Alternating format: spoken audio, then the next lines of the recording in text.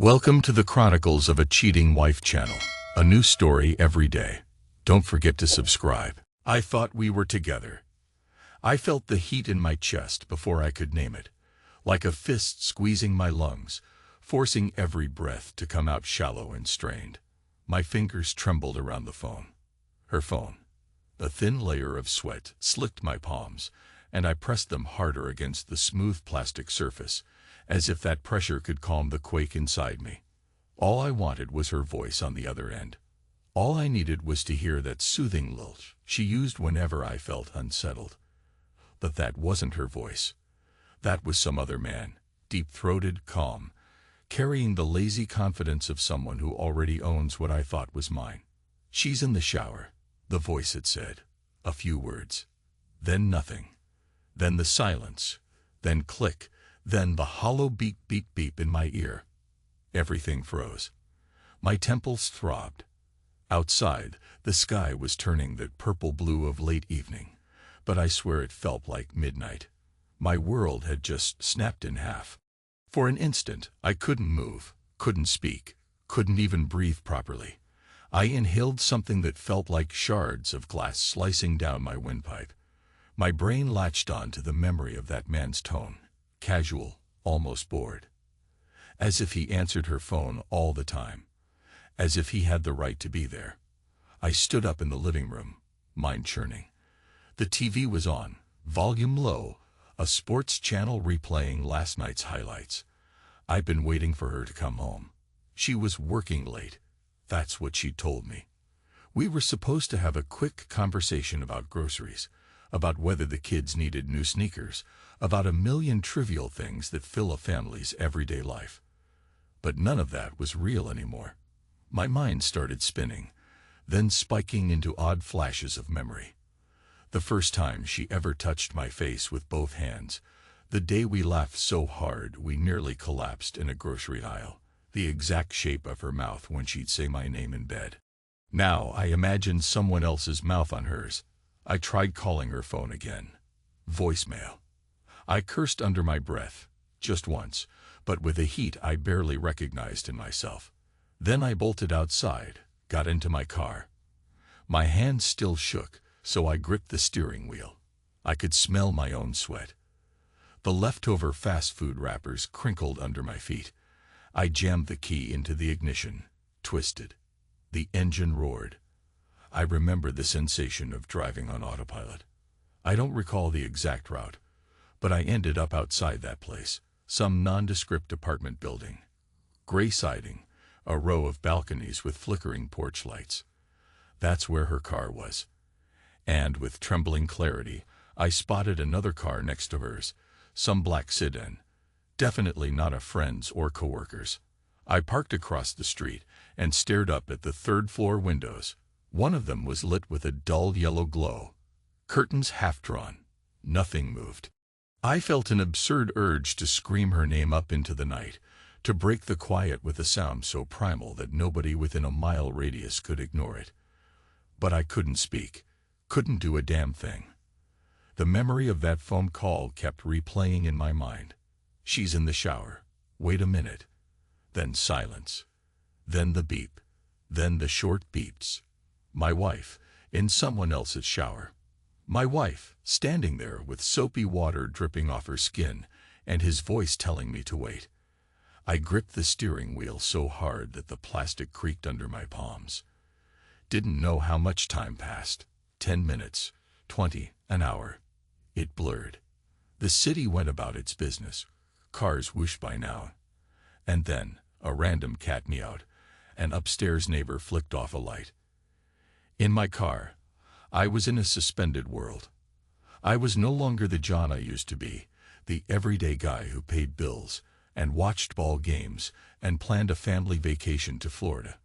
I was a man on the edge of something frightening. Eventually, the apartment door opened. Lights from the hallway spilled onto the walkway. And there she was, a figure I recognized immediately, the shape of her shoulders, her hair still damp, pinned up in a quick twist. She stepped onto the landing, paused, glanced behind her. Then he came up behind her. Tall, well-built, with the lazy posture of a man who's satisfied in every way. She turned to him, said something I couldn't hear, and the corners of his mouth lifted. I watched his hand slide around her waist, watched her lean into him, even if just a fraction. Something about that half-step, that little pivot of her hip against his, made me want to punch the windshield. Instead, I lowered my head, breathing harshly. If they had looked across the street, maybe they would have seen the dull glint of my headlights or the faint outline of my car. But they were too involved in each other. I told myself to get out, walk over, confront them. But the rage in my chest coexisted with something else, some cold, sharp, logical voice telling me not to cause a public scene. I had the kids to think about. Our life. Our entire existence together. Would I solve anything by rushing over and breaking his jaw? Maybe I wanted that. The taste of revenge right then. But my body refused to move. It locked up. My legs went numb. My hands were slick with sweat. I let them go inside, presumably to continue whatever had been happening in the shower, behind my back, behind my entire life. The next day blurred into the one after that. She came home late again, said she'd lost track of time, that the spa had a minor emergency. The lies slid easily over her lips, and I found myself just nodding, not confronting her, not even asking if she was with someone else, because the moment I opened my mouth, I knew the dam would burst, and I wasn't sure what that flood would look like. I was quiet at work. My colleagues asked if I was feeling okay. I mumbled something about a migraine. In reality, my brain was burning with images of them together. Him calling me on her phone, the shape of her wet hair, that hand sliding around her waist.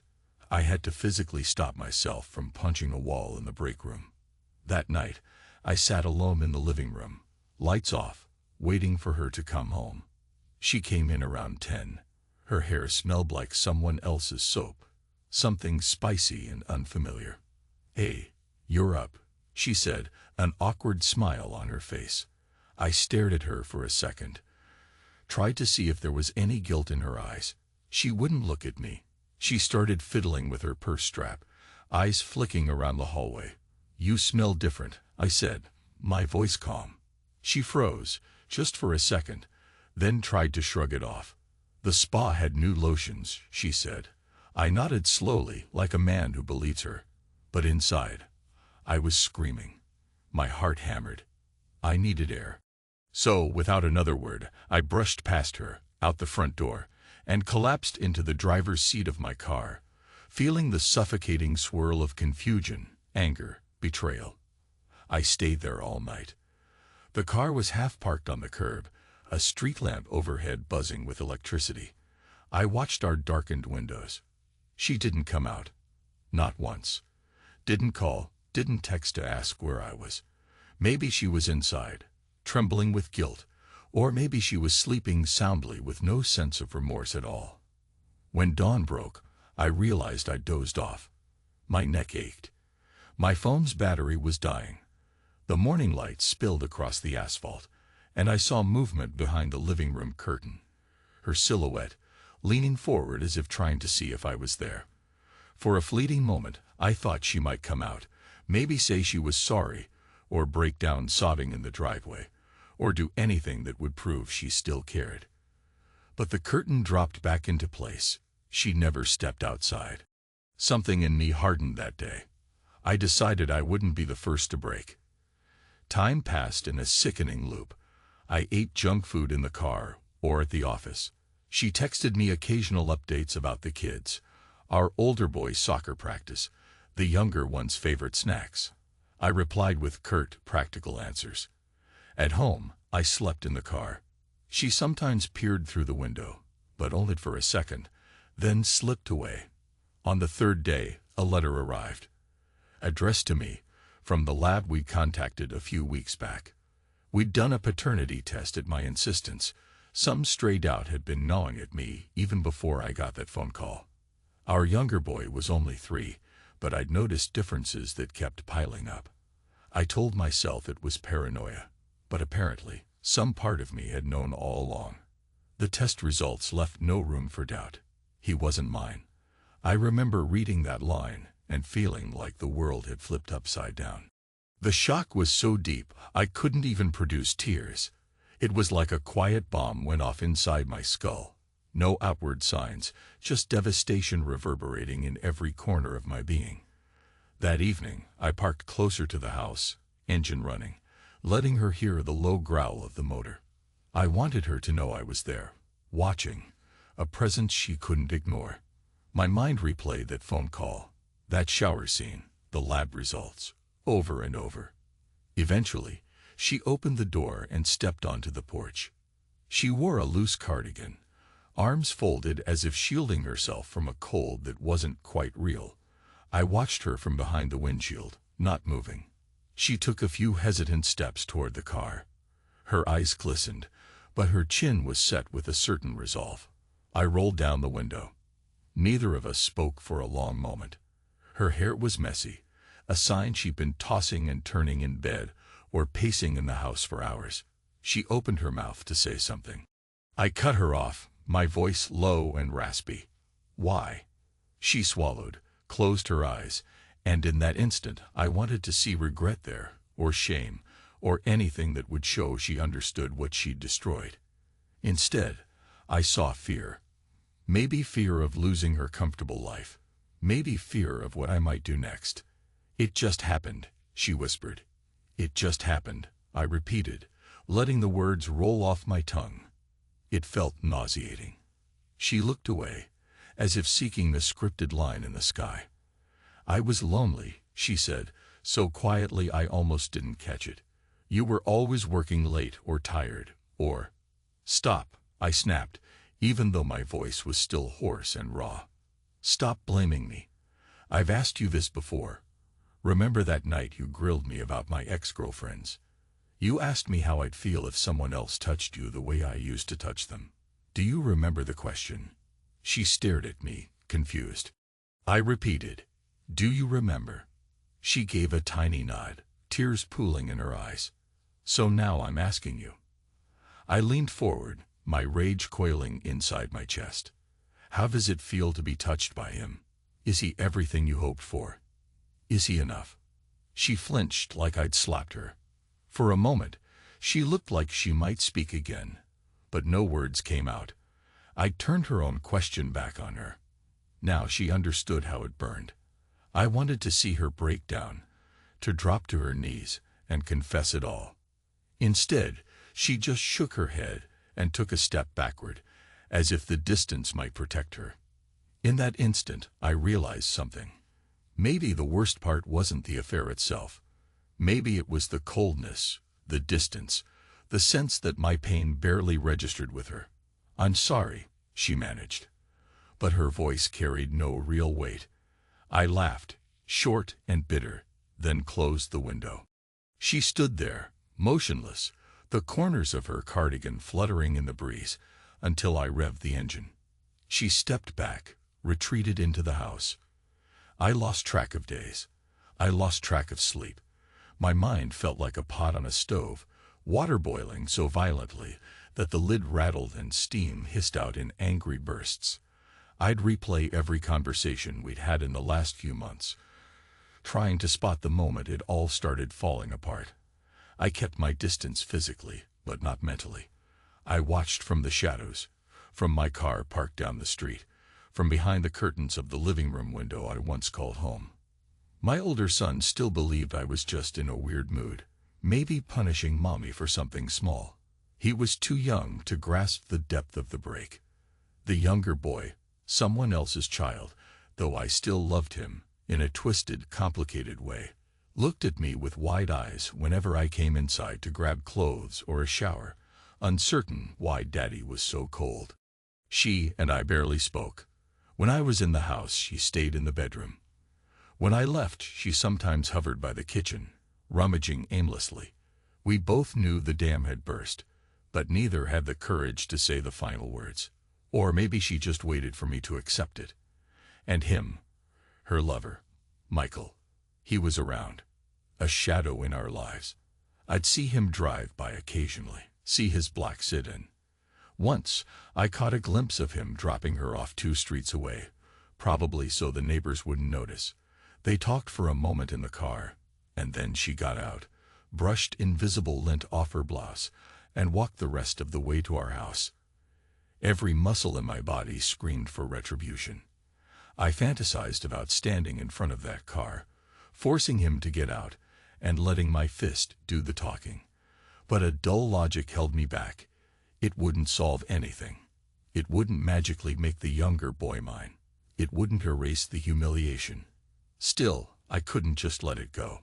I needed some confrontation, something that would set this all ablaze. The moment came late one night when I was half dozing in the driver's seat. My phone buzzed. An unknown number. I answered, heart pounding. "John," a man's voice said. I recognized it instantly. Low, self-assured, the same voice that had told me she was in the shower. "We need to talk." My jaw clenched. "You're calling me from your phone now." A pause. "I just think we should clear the air." I ground my teeth, fought the urge to yell, but the anger pulsed in my veins. "You want to talk? Then let's do it face to face." He gave me an address, a place about 3 blocks from my house, a 24-hour diner that served cheap coffee.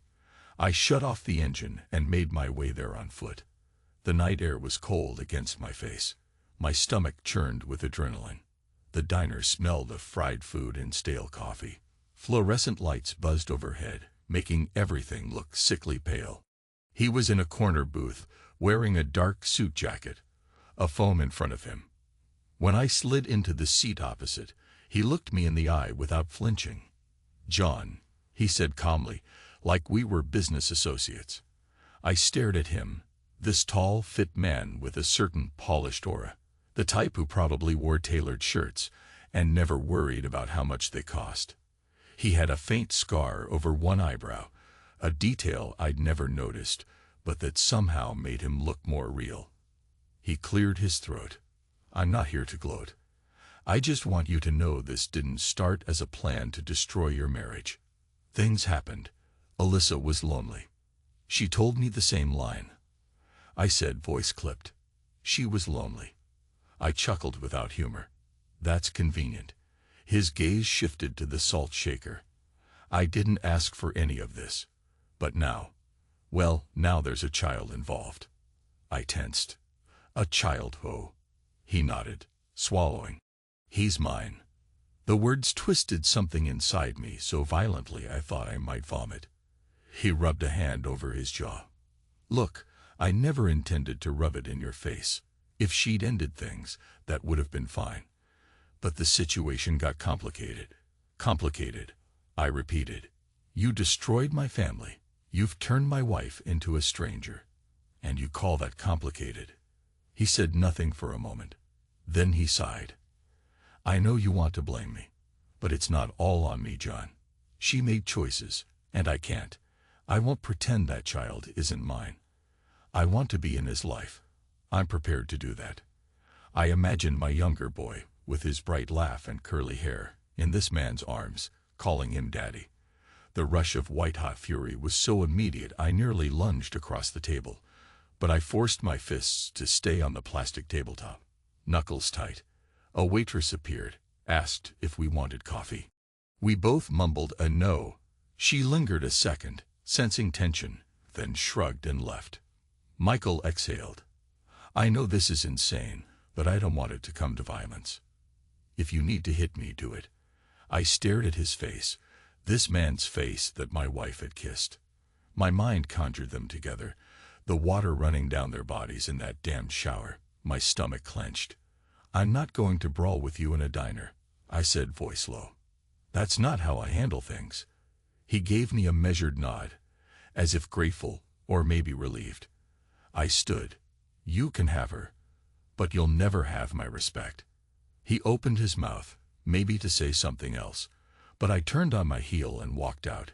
Days passed in a haze after that meeting. She must have known I talked to him. I never told her, but her eyes were more distant each time we crossed paths. The test results burned like acid in the back of my mind. My older son looked worried whenever he saw me. The younger one just toddled around with a carefree innocence. Finally, it reached a boiling point when the official papers arrived. Some preliminary custody notices. Alyssa and I had never even discussed official separation or divorce yet, but apparently Michael was pushing to establish parental rights for the younger child. I confronted her that afternoon, face to face in our living room. She was standing by the couch, hugging herself like she was freezing. A half-packed suitcase sat nearby. "You're leaving?" I asked, voice hollow. She nodded, eyes downcast. "It's best for everyone. We can't go on like this." I felt a wave of conflicting emotions: rage, sorrow, relief, bitterness. "So you decided this without me?" She let out a breath. "What was left to decide, John? You haven't slept in our bed for weeks. You barely look at me. You can't even. We don't talk anymore. Whose fault is that?" I shot back, my tone harsh. "You expect me to talk as if nothing happened. You expect me to hold your hand after." My voice cracked. She flinched but set her jaw. "Michael wants to be part of his son's life. And I can't keep living a lie." I stared at her. "A lie? Our entire marriage was a lie to you." "No," she said in a trembling voice. "We had good years, and I'll always be grateful. But it's broken now. We're broken." My heart felt like it was pounding out of my chest. Suddenly, it was all too real. The moment I dreaded, the final blow. She was leaving, taking the kids with her, my older boy who was biologically mine, and the younger child who wasn't, but who I still saw as part of my family. "Does he get to stay with me at all?" I asked, voice raw. She nodded. "Of course. You're still his father. He's old enough to decide who he wants to stay with. We'll have to figure out arrangements legally." "And the little one?" I managed, my throat tight. She pressed her lips together, tears sliding down her cheeks. He's Michael's. You know that. I'm not cutting you out, but you're cutting me out," I murmured, the weight of it sinking in. "You're taking him to live with the man who answered your phone that night, who had you in his shower. And I broke off, unable to form coherent thoughts. She swallowed hard, tears still falling. "I know I've hurt you. I'm sorry. But I can't stay just to make you feel better while we're both drowning." I had no words left. She gathered her suitcase, looked at me with something that might have been pity. That stung worse than any punch. Then she walked out. My older boy stayed with me half the time, which was a silver lining. But the house felt empty. The ghost of her presence lingered in every corner. The bed, the mirror, the kitchen where she used to sing softly while making breakfast. At night, I roamed the rooms, my bare feet leaving phantom echoes on the hardwood. I was done playing the victim, though. Some part of me snapped. The rage I'd been suppressing, the bitterness, found a focus. Revenge. I didn't want violence. I wanted something deeper, more precise. I started investigating. Michael's job, his finances, his standing in the community. He was a well-regarded IT specialist, with a squeaky clean reputation, except for one detail: an ex-wife he'd divorced. That ex-wife lived out of state. I found her contact information in some old online forums, made a quiet inquiry. She was surprisingly open about how controlling Michael could be when he didn't get what he wanted, how he expected everyone to fit neatly into his plans. I gleaned bits and pieces, a pattern. He was ambitious, borderline narcissistic, always aiming to climb higher. If something threatened his perfect image, like an affair that might overshadow his professional success, he'd do anything to keep it quiet. So I planned. Slowly, carefully, I compiled digital breadcrumbs. Screenshots of texts, some from her phone that I'd had partial access to before she left. Timestamps, phone records. I studied a few lines of code that I recognized from an old software tool he used at work, something about data security that might be questionable in the corporate environment. I didn't aim to ruin him financially or put him behind bars, but I wanted him to feel a fraction of the terror, the helplessness, that he had forced on me. The confrontation came on a rainy afternoon. Alyssa was supposed to bring the older boy back to me at the house. Instead, Michael showed up at my door, alone. He wore a sleek jacket, droplets of water rolling off the fabric, hair slightly damp. He looked determined. "Where is she?" I asked, my voice tight. He took a breath, met my gaze evenly. "She's at her mother's. I came because, well, we need to finalize these custody papers. And I think we can do it amicably, but we need your signature." I notice he didn't mention the younger child. Didn't mention that, legally, I had no claim. A twinge of pain stabbed my chest, but I kept my face blank. I stepped aside, letting him in. The living room still had that half-empty feel, like the ghost of our family was hovering by the couch. He glanced around, and I saw a hint of discomfort in his eyes. I pointed to the kitchen table. "Let's sit." He nodded, slid into a chair. I took the seat across from him. The overhead light was dim, the sky outside a murky gray. He pulled out some papers, tapped them. "We both know you'll still have your older son half the time. But the younger boy, your boy," I said sharply. "Let's not pretend. He's your son." Michael didn't flinch. "Right. So I want you to know I have no intention of cutting you out of his life completely. If he wants to see you, we'll figure something out.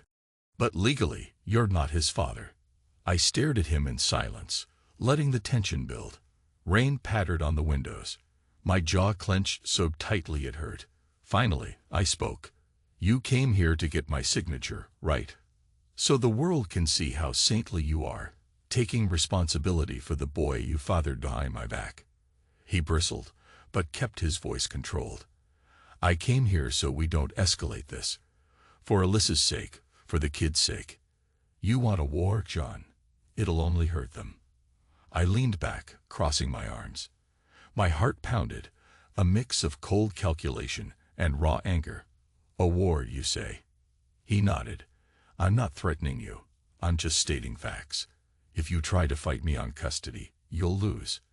The test results prove you're not the father, and Alyssa wants me in her life."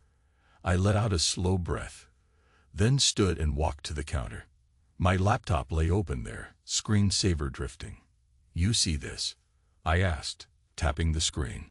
"I've got copies of messages between you and Alyssa. Some are pretty graphic, would be embarrassing if they got out. I also have a record of times you accessed certain files at your workplace, files you probably weren't authorized to open." He stiffened. "Are you blackmailing me?" I gave a hollow laugh. "No, I'm just telling you, if you want to talk about war, I've got ammo." His face darkened, and for a moment, I saw the flash of real anger behind his polished exterior. "You have no idea who you're messing with. On the contrary, Michael, I know exactly who I'm messing with. You're a man who can't handle losing. You fancy yourself unstoppable. But you have a weakness. Your perfect public image." His fists clenched. "Alyssa wouldn't let you smear me." I shrugged. "Maybe not, but there's a lot she can't control. And if I press certain buttons, your job might get curious about your data habits. Your ex-wife might share her experiences. Those graphic messages might find their way into a well-timed leak. Even your own father might wonder why you're ignoring the moral standards you were taught. Just imagine the possibilities." He stood abruptly, the chair scraping the floor. His breath came in short bursts, and for a second, I thought he might swing a punch. My adrenaline soared. Part of me wanted that fight, wanted to release everything built up in me. But he glanced around, realized the precariousness of the situation. Finally, he forced himself to speak quietly. "So what do you want?" I stepped forward, voice low. "I want you to know the pain you caused. I want you to live with the guilt. But more practically, I want to be sure my older son is never used against me. I'll sign those papers giving you official paternal rights to your boy, because he's biologically yours. But if you or Alyssa ever try to restrict my time with my older child, or if you cross any line that puts me at a disadvantage, well, let's just say I'll open Pandora's box." His nostrils flared. You're threatening to drag us all through the mud. I stared him down. Yes, I am. But only if you force me to. Keep the peace, and I'll keep mine. That's the deal. He studied me for a long moment, tension thick in the air. Outside, thunder rolled, rattling the windows. Then he slowly reached out, gathered the custody papers, slid them back into his folder. Fine, he said, voice tight. I'll talk to Alyssa. We'll make sure your older boy's time with you is secure. And we'll keep things amicable. But I'm not letting you sabotage my job or my relationship with her. Is that clear? I nodded once. Crystal. He turned on his heel and strode to the door, paused with his hand on the knob. For what it's worth, I never set out to break your family. I didn't answer. My silence hung there, heavy. After a moment, he left, slamming the door behind him. When the door clicked shut, I collapsed into the nearest chair. My entire body was shaking, adrenaline roaring through my veins. I felt no elation, no triumph, just a grim sense that I'd become someone else. I thought about the John who used to plan vacations, who used to laugh at silly jokes with Alyssa, who used to tuck the kids in at night and read them bedtime stories. That John was gone. I wasn't sure who replaced him. The next few weeks were a blur of legal forms, quiet negotiations, and tense phone calls. True to his word, Michael and Alyssa arranged a custody plan that gave me generous time with my older son. The younger child was mostly with them, though once in a while I'd see him, and my heart clenched with love and grief all at once. But the lines were drawn. I was no longer his father. Alyssa moved in with Michael, or so I heard. We didn't communicate directly beyond logistics. My house felt hollow. The bedroom felt like a tomb. Even with the arrangement hammered out, I wasn't sure how to live with the lingering bitterness. I returned to work, tried to bury myself in tasks. People who knew me well asked if I was okay. I lied, said I was dealing with family stuff. My parents were worried sick. My sister left me voicemails, urging me not to spiral. But I mostly shut them out. The pain was too raw. Then, one evening, I found myself parked outside that same apartment complex where I first saw them together. I don't know what compelled me to go there. Curiosity, self-torture, the faint hope of something. I parked under a street lamp, engine idling. Minutes ticked by. My eyes scanned the windows, that third-floor balcony. A shadow moved. Then I saw her. She stepped onto the small balcony, wearing a sweatshirt too big for her frame. She lit a candle or something, the glow illuminating her face from below, making her look almost haunted. For a moment, my heart lurched.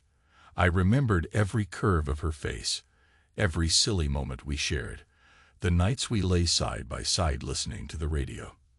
Then the memory of that phone call cut in. She's in the shower, hold on. I saw a second figure come up behind her, tall, broad-shouldered. Michael. He wrapped an arm around her waist, pulled her close, pressed a kiss to her neck. I felt like an intruder in my own life, watching it from the outside. I revved the engine softly, letting the sound carry up the walls. Alyssa's head turned, as if she heard something. But they didn't see me, or if they did, they didn't recognize my car. She just walked back inside, away from the balcony. I sat there, arms trembling on the wheel, a swirl of bitterness and resignation pulsing in my stomach. This was it. She was his now. The last shred of our old life had unraveled. I drove back home, sealed myself in the house that felt more like a shell. The days bowled into nights, nights into days, until one afternoon I glanced at the mirror in the hallway and barely recognized the face staring back. Tired eyes, hollow cheeks, a tension in the jaw that never relaxed. My older son came to stay for the weekend. We ordered pizza, watched a basketball game. He liked watching me get excited about the place. I tried to summon a flicker of the old me, cheering along with him. He laughed, spilled soda on the couch, apologized. I told him it was okay, that I didn't mind. Later that night, after he fell asleep, I sat alone with the TV muted. The house was quiet, except for the hum of the refrigerator. My phone buzzed with a text from an unknown number. I opened it. Greater than you did the right thing. Let's keep it peaceful. M. Michael's message. Probably a final note, letting me know he wasn't going to test me.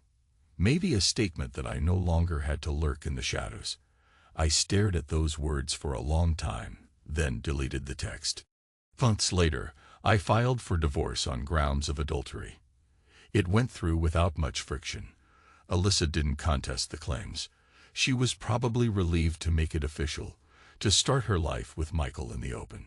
The day the divorce was finalized, I felt an odd mixture of emptiness and relief. The part of me that was still clinging to us died in that courthouse hallway. She looked at me from across the corridor, tears brimming in her eyes, but didn't approach. Michael lingered behind her. We exchanged a brief stare, two men now bound by an invisible tether. Then they walked away. I spent that night in the car again, out of habit or nostalgia, or twisted self-punishment. I couldn't say. The driver's seat was my place of quiet reflection, a place away from the ghost of our shared bed. I listened to the engine hum. My eyes stung, but no tears came. I felt drained. Somehow, in that hush, I realized something. The biggest pain wasn't that she'd slept with another man, or even that the younger child wasn't mine. It was the silent wedge of indifference that had grown between us long before I found out. It was the knowledge that she hadn't cared enough to fight for what we had. I turned off the engine, letting the darkness of the empty street envelop me. Overhead, a sky full of stars flickered indifferently. My reflection in the rearview mirror seemed almost foreign, but for once, I didn't flinch at what I saw. I whispered, "I'm still here," as if to remind myself that I existed beyond her betrayal. The next chapter of my life started quietly.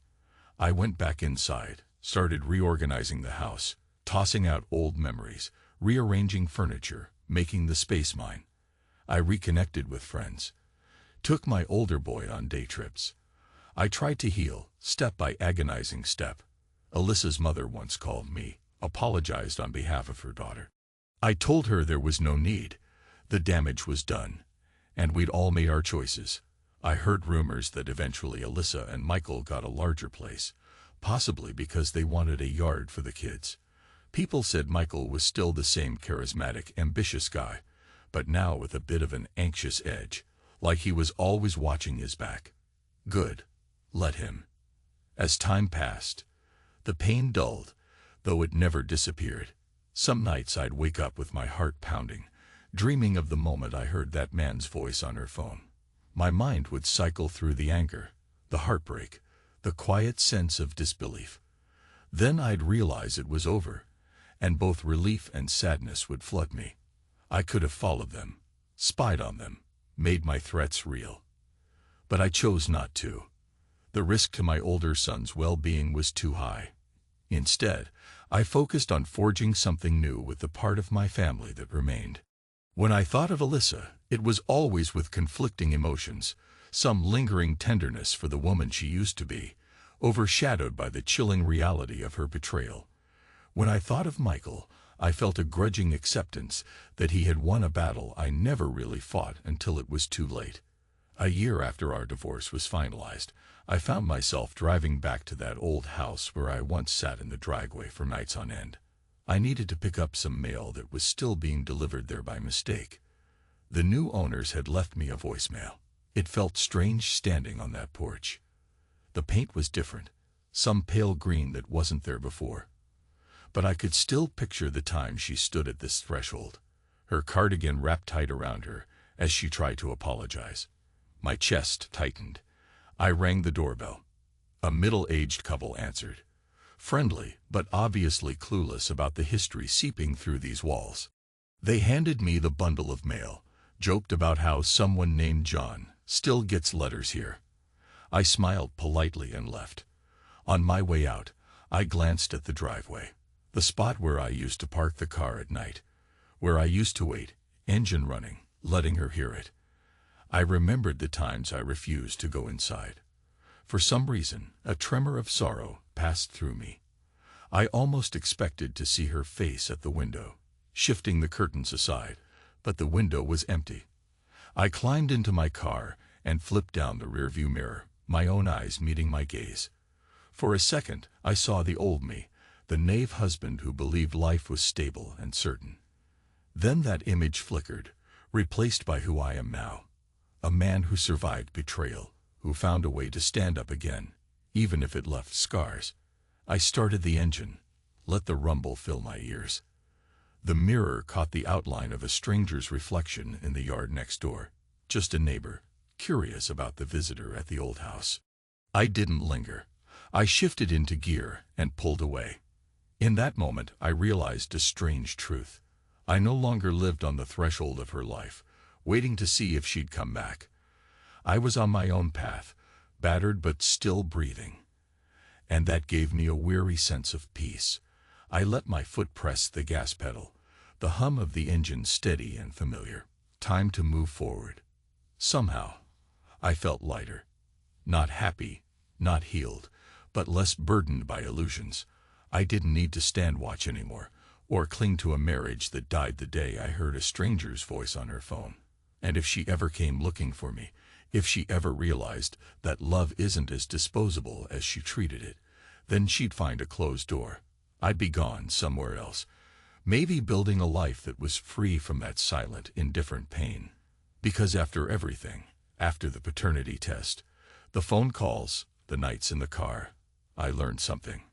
The cruelest part of betrayal isn't the sexual act or even the big reveal. It's the quiet apathy in her eyes, that stony emotionlessness that said I wasn't worth fighting for. Indifference stings more than any scream or fight or tear. She can try to find shadows of me in other men. She might keep searching for the man who used to be her husband, the one who would do anything for her. But that man is gone. He's not on the porch or behind the curtains or sleeping in the car. He's here, in the mirror, driving away, facing a new horizon that has room only for honesty and self-respect. And if she knocks, she'll find a stranger who refuses to let her back inside.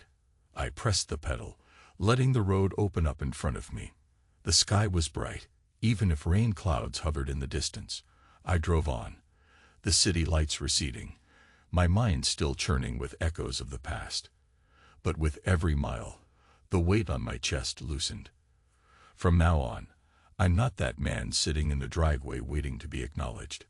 I'm done standing at the threshold, locked in silent pain. The reflection in the rearview mirror is all the company I need. And that's okay. Because in that mirror, I see the one person who won't abandon me. I see myself. And maybe for the first time, that's enough.